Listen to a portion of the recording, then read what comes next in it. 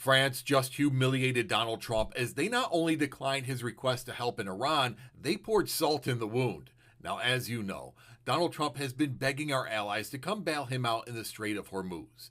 And President Macron of France was one of the first to deny that request, saying that France did not choose this Iran war. We are not taking part in it. Nobody can force us.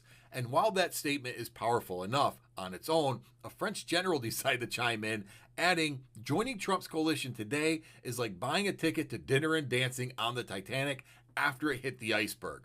That is brutal and is the truth of where Trump is at right now, because he later added that Donald Trump is not looking for help in the war. He is looking for somebody to share the political cost, which is exactly right. Donald Trump got into a situation and he can't help himself. He should just cut his losses and get out, but instead he's hoping somebody else will take the fall for him. And you guys have been taken over by an absolute con man, and now you're acting like members of a religious cult who don't even remember how you got in the first place. You ask why he's so determined to stay in office that he would unleash violence against his own vice president. Why would he do that? It's because it was a money-making operation. It was a great business grift for a guy who went bankrupt several times. This is our government. This is our Constitution, and we're going to stand up for it against Donald Trump and anybody who follows him to the path of oblivion. Abraham Lincoln started your party as a third party to replace the Whigs because they wouldn't take a moral stand against slavery. It was a pro-freedom, anti-slavery, pro-union, pro-honesty party, and your party has been reduced to a corrupt, authoritarian cult of personality. And everybody does whatever Donald Trump tells them to do, which is what we're doing here today with this stupid attempt to hold Hunter Biden in contempt when he has come forward to say he will— I will hold your hand when I say this. Christianity is fake. It was created as a political movement. It is also the reason why the Roman Empire has fallen. I'm in college and I'm taking medieval history,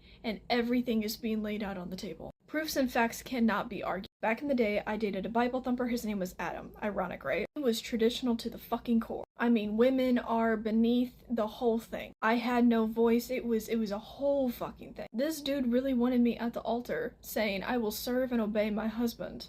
And then he tried to say that I only liked him because of his religion. I was born pagan. I was raised pagan. My family is pagan. We don't like your— sorry if that comes off rude, but that's just the truth. Let me give you the facts. When it comes to the Roman Empire, there was the East and the West. There was a falling apart because Constantine couldn't handle ruling that much land. Now, when that happened, the Western Empire, or the Western side, just kind of crippled down and it disintegrated, basically. And the focus became on the Eastern Empire, or the Eastern side. Thus created the Byzantine Empire, or the Byzantine Empire. This is when Christianity really took over politics and the entire empire. Technically, it started taking over whenever the Western was still involved, but we're gonna focus on the Eastern. Oh, I took notes, honey.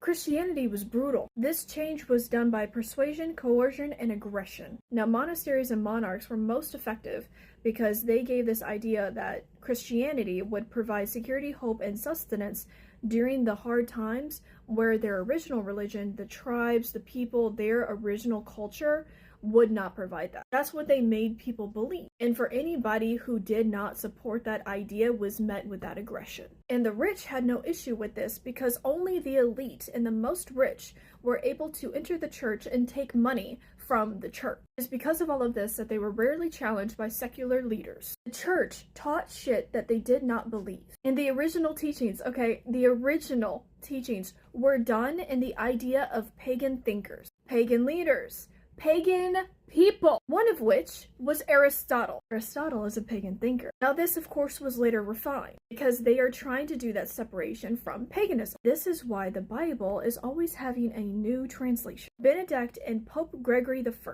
those two people. Benedict introduced the rules and the ethics mission, whereas Gregory was a nationalist and wanted religious supremacy. Combine that together, what do you get?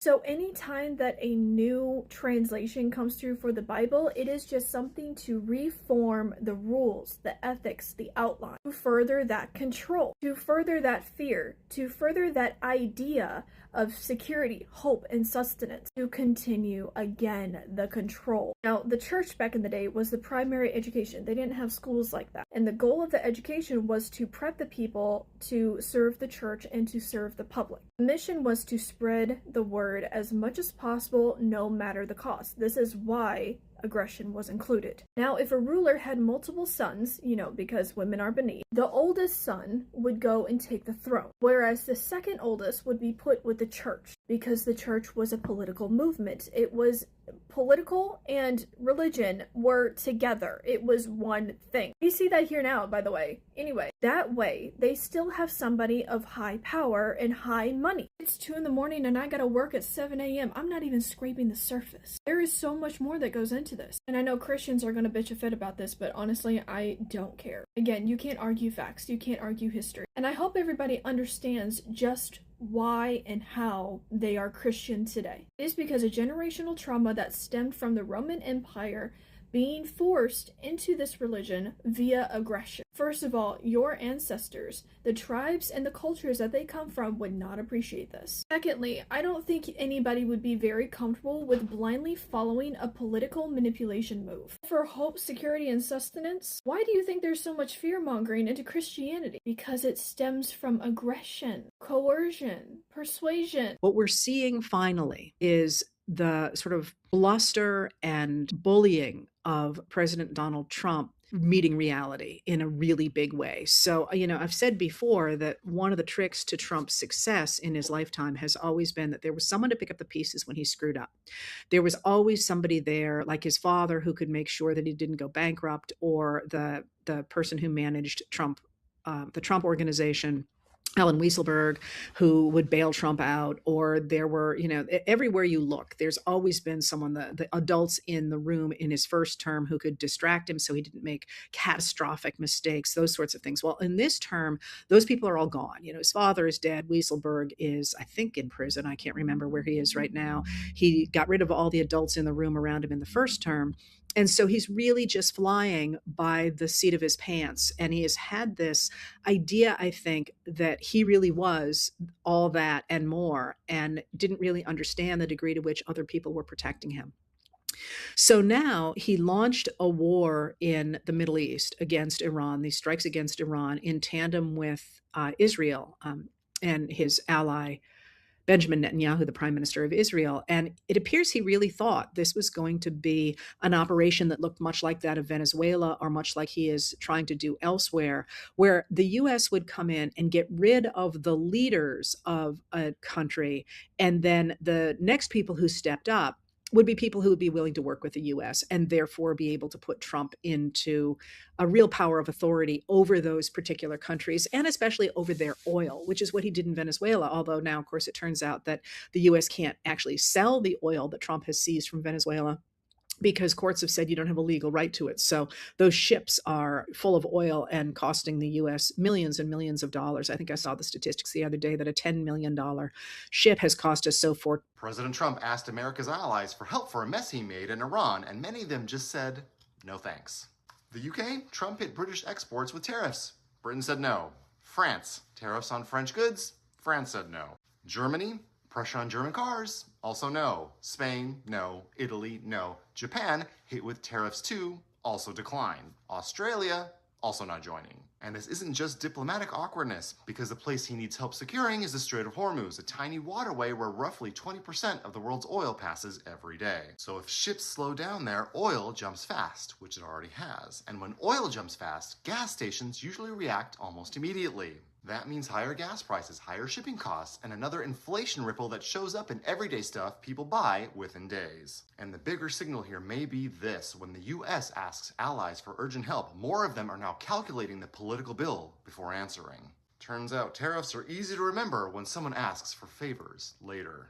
President Trump faces strong pushback from his U.S. allies, who he has asked to help protect oil tankers in the region. Now, Iran has blocked most international shipping from the vital Strait of Hormuz. It accounts for about 20% of global oil supplies. President Trump is insisting that some foreign leaders have told him that they are on board with helping here, but he didn't identify them. And we do know that several countries have already said publicly that they do not want to get dragged into this war. What does surprise me is that they're not eager to help. President Trump put out an all-call Monday, pressuring NATO allies and China for military assistance to reopen what is suddenly the world's most dangerous waterway, the Strait of Hormuz. We get less than 1% of our oil from the Strait. and some countries get much more. So we want them to come and help us with the strait. The reaction was not encouraging. This is not Europe's war. The EU turned him down. So did Australia. The Chinese and the Japanese were non-committal. And Germany's chancellor said, quote, "We are unaware of any plan as to how such an operation could even succeed."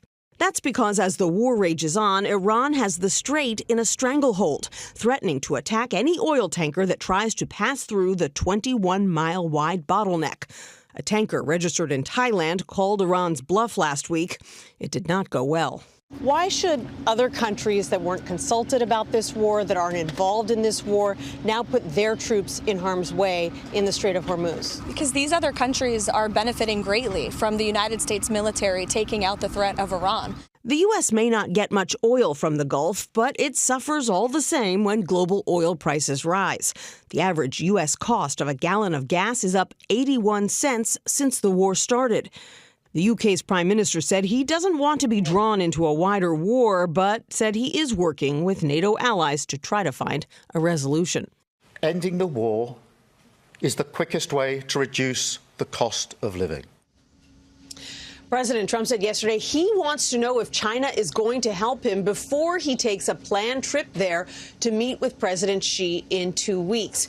Trump also shared some personal news that his chief of staff, Susie Wiles, has been diagnosed with early-stage breast cancer. He said she's